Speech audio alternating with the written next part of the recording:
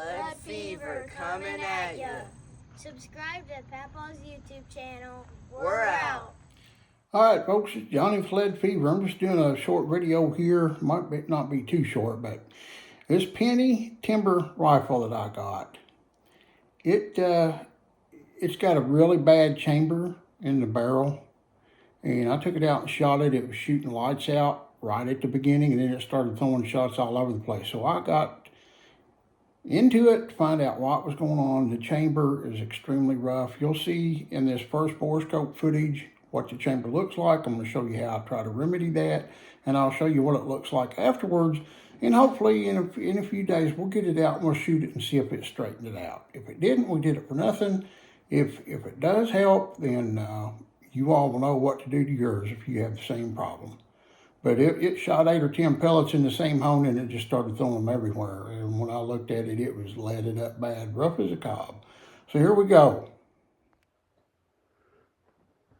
Well, right there's our O-ring, where it goes into the O-ring at the adapter.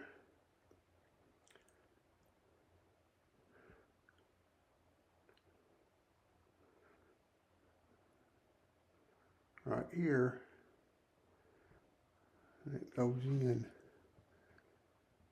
and that's where it butts up against the barrel. And you go into the barrel and you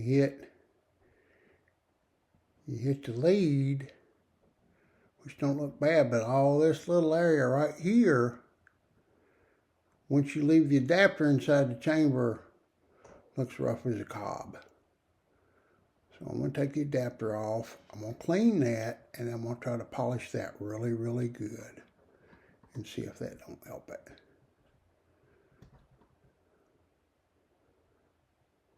So right here is the adapter. There's the O-ring in the adapter. That don't look bad. There's our transfer port. And this here don't look all that bad. There's our bevel going into the barrel. I'm going to radius that off a little bit more right there, where it goes into the barrel, because I think the pellets might be getting nicked on that. And then when they go in here, I'm going to polish this up. I'm going to take a cleaning brass brush with some polish and run through there real good. So hold on. Alright folks, what you see back here is my Pinty timber. And I haven't filmed it yet because it wasn't shooting to my standards. So as you can see right now, it's got the barrel off of it. It's got 2 little set screws up top. You don't have to take none of the rest of the gun apart. You just loosen these 2 set screws. And this adapter slides out. You can see the 2 divots right there that the set screws go in, and this threads on the barrel right here. And as you can see, I have one of my Q-tips. And what I done is I took a piece of 1000 grit sandpaper, just like this. And I've wrapped it around it. I twirled it around there. Now what I did before I done that is I took this brass board brush and I chucked it up on the end of this section of cleaning rod of my drill, and I put JB bore paste on it. And I went to town inside that chamber area to expose the high spots and wear them down a little bit, enough to where I could get this 1000 grit paper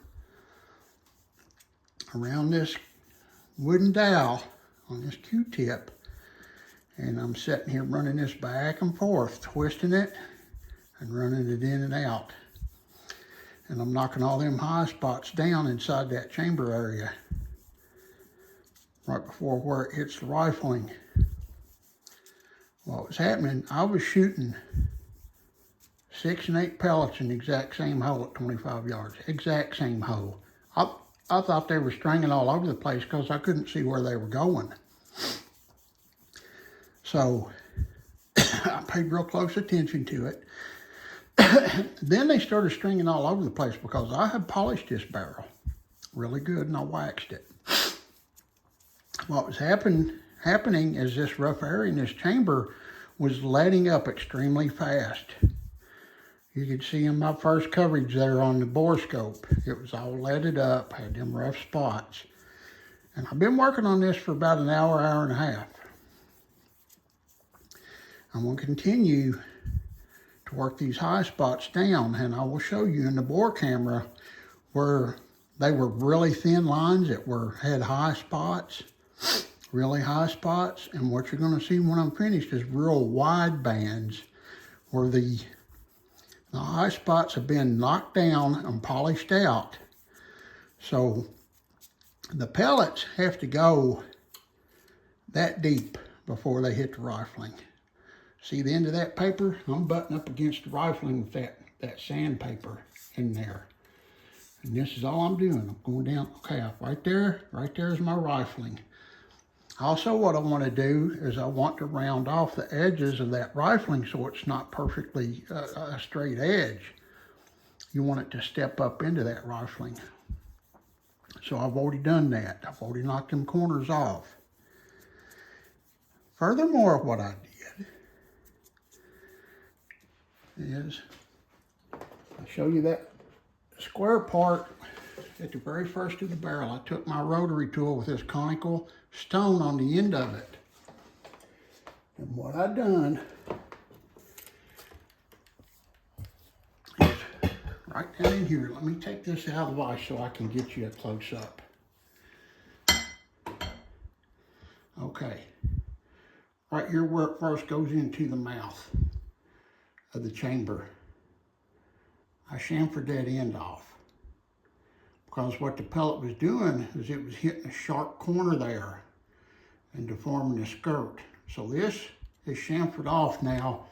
And when I show you the next bore scope footage, you will be able to see where I chamfered that off. So I'm going to continue to work on this and get the high spots knocked off. And when I get these all knocked off and get this down to where it should be, it's going to quit grabbing the skirts of those pellets and the heads of those pellets and deforming them and leading up the barrel real quick.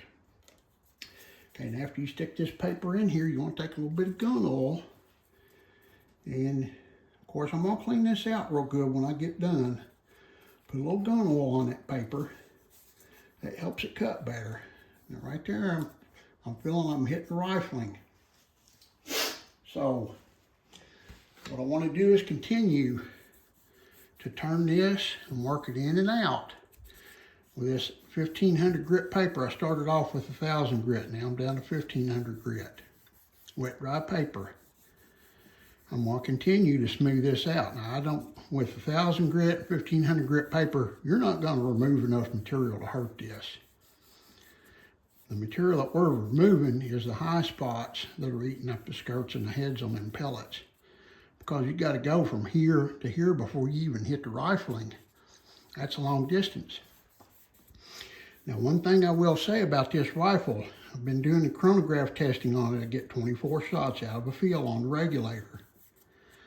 I have never gone over an SD of 1.5 in 24 pellets.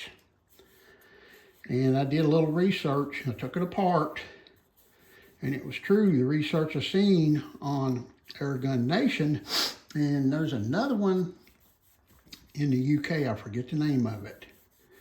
And the one in the UK, Airgun Nation might be the one in the UK.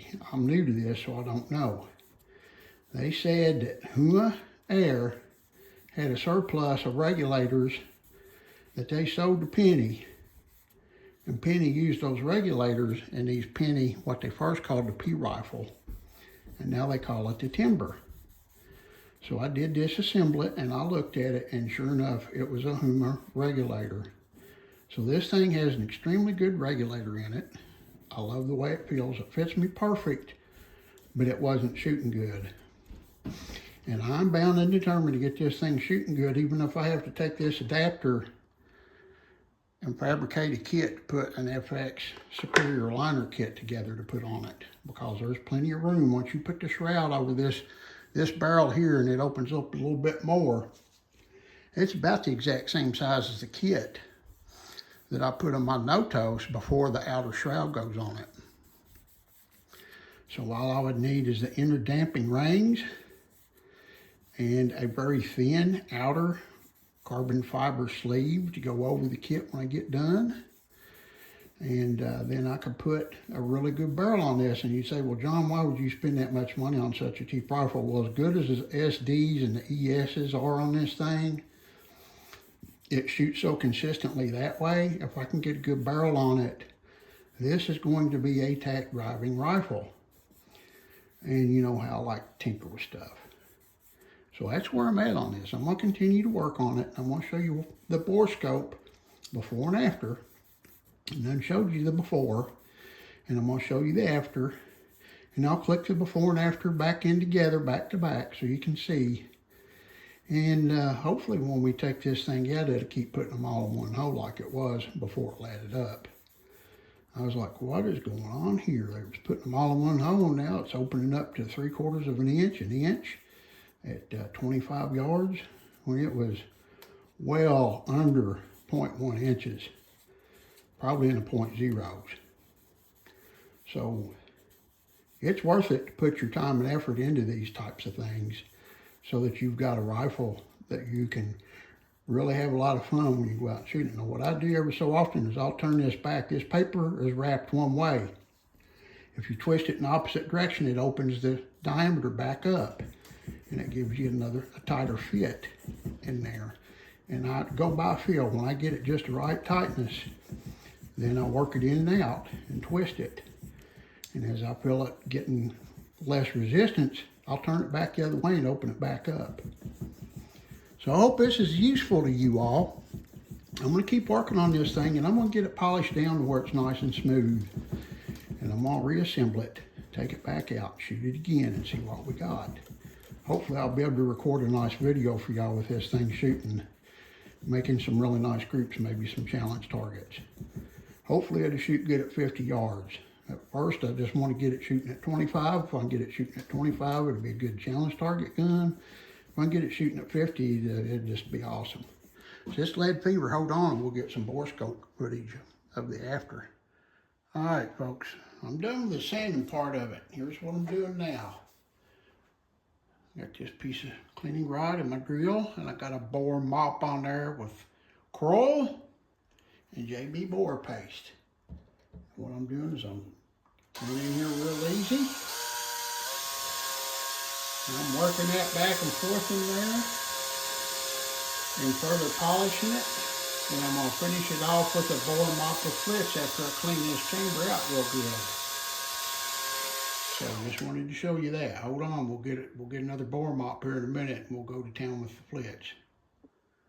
All right, folks, what I want to do now, I'm going to take some of these long ramrod Q-tips that I use. They're 22 caliber specific. Put some alcohol on them.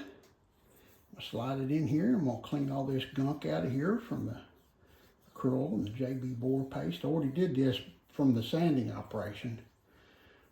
You can see it's not real dirty. Let me go on up in here in the bore a little bit. It's starting to get pretty smooth. I'll never get it as smooth as I want it to be. But it's going to be a whole lot better than it was. Now I'm going to take just a dry one and put in there.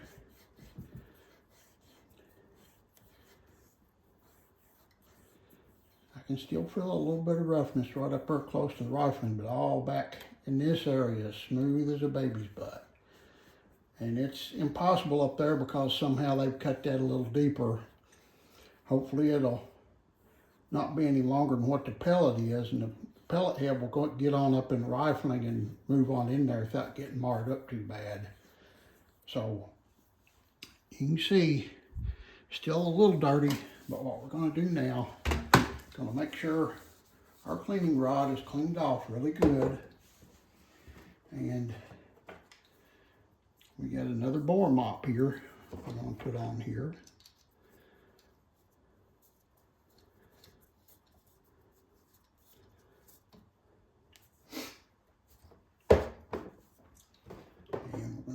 flits. Shake it up. Flits metal polish. I use it for a lot of stuff in this gun work, especially polishing the sears on triggers and whatnot. So we're just going to get enough of that on there to get it coated. Don't have to get crazy with it. Don't take gobs. I've probably got a lot more on there than what I need. It's going to come running out when I put it in there. And we're going to finish this off with the flits. See, it's running all over the place. I've got to clean it up.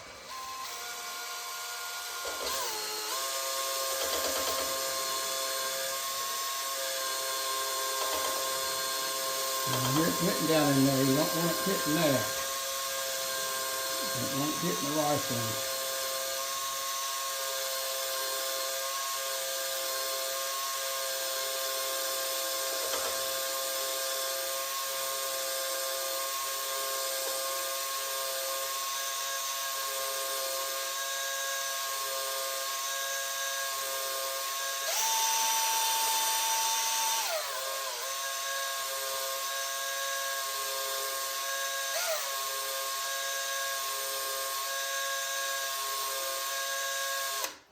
Now that ought to do it. So we'll clean this up and we'll look at it with the bore scope. Hold on. All right, folks, here we go.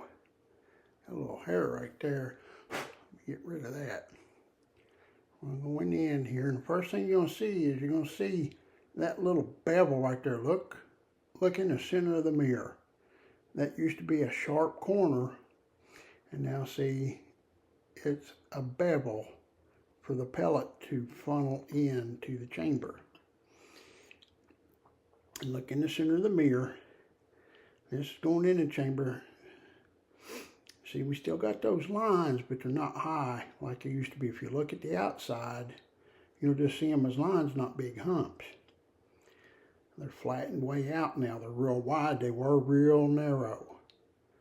So this is still not what I would like. I would like for it to be like what it is right here when you first go in. Look how smooth all that is. That's what it's supposed to look like. Now, if their tooling had been right, set up right with a sharp bit, it would have looked that way all the way from there, all the way down until you hit the rifling. But we knocked all them high spots off, so those pellets aren't going to see the low spots. Hopefully those skirts are going to ride on them high spots. And we're going to get to the rifling right there. You can see the edges have been slightly rounded off.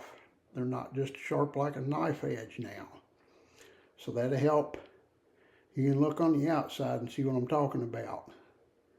See, there's a little bit of a step up in them. That will help get the pellet going in the rifling. And you can see this rifling ain't bad at all. It's a nice looking barrel. It's just the chamber is not really good. Let's push it all the way down the length of it real quick. Go down and look at the crown. We'll be done with this. I'll put it back together and hopefully we'll get to shoot it pretty soon. See if the fruits of our labor paid off. Now there's the crown. If you look in the middle of the mirror there, right in the center of the video, you can see it's pretty sharp. It's not perfect. It's got a little spot or two on it that's questionable, but for me, I think it's usable. So, that's what we got on the Pinty timber. And you can see this is still rough. But as I was working it, and I can take these Q-tips and put in there now, all the way down here where it gets to the rifling, this little area right here, right before you get to the rifling, that's still a little bit rough. But the head of the pellet will already be in there by the time the skirt gets up there. So hopefully that's not going to hurt it. It's just almost every bore or chamber, I don't care what kind of rifle you got, has that little area right there that's rough. That's a part of the tooling process. Only really high grade rifles is going to be smooth all the way in. So that's a lot better than it used to be. And you can see where it's all shiny. All the lines that are shiny, that's the high spots that were knocked down and flattened out. And they're polished up nice and slick now. So hopefully this will make this thing a whole lot better shooter, and it'll quit throwing them all over the place. It won't let up so bad. And it's just a shame the whole chamber area don't look like that right there, because that's what it's supposed to look like. Nice and smooth and flat, just like a piece of glass. So that's lead fever. That's what we got for you today.